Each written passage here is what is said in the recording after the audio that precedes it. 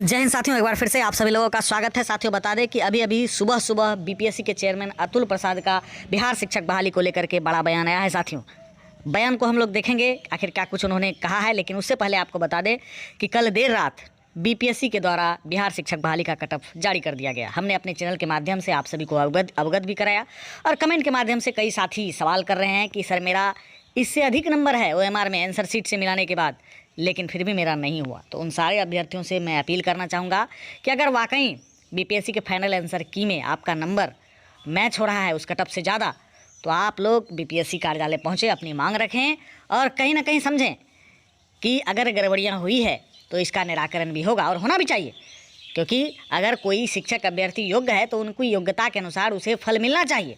तो मैं आप सभी साथियों से कहना चाहूँगा, अगर कोई भी समस्या आपके बीच है तो आप बीपीएससी कार्यालय पहुँचे। कमेंट करने से, अपना अधिकार मांगने से डिजिटली रूप से कुछ नहीं होगा, आपको फिजिकली रूप से जाना पड़ेगा बीपीएससी ऑफिस और वहाँ पर अपनी बातें रखनी पड़ेगी। हालांकि जो जानकारी है साथियों, बड़ी संख्या में अभ्यर्थी आज या कल पहुँच सकते हैं बातों को लेकर के। ऐसे में कल कुछ शिक्षक अभ्यर्थी गए हुए थे बीपीएससी ऑफिस और वहाँ से उन्होंने बीपीएससी के जो चेयरमैन हैं अतुल प्रसाद, उनसे उन्होंने मुलाकात की और उसी के संदर्भ में बीपीएससी के चेयरमैन अतुल प्रसाद का अभी बड़ा बयान आया है। साथियों, चलिए देखते हैं कि आखिर उन्होंने क्या कुछ बयान दिया है।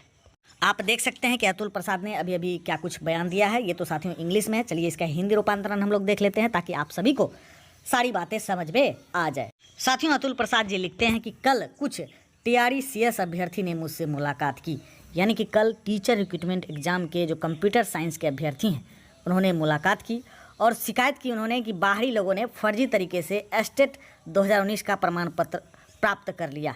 यानी कि जो कुछ शिक्षक अभ्यर्थी गए हुए थे कंप्यूटर साइंस के, उन्होंने शिकायत की कि एस्टेट 19 का जो प्रमाण पत्र है बाहरी अभ्यर्थी ने फर्जी तरीके से प्राप्त कर लिया है।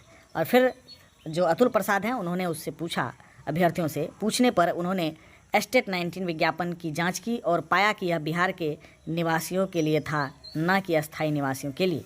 उन्होंने कहा कि देखिए ये बिहार के निवासियों के लिए था, ऐसा ज़रूरी नहीं है कि यहाँ पर अस्थायी रूप से रह ही रहे हो।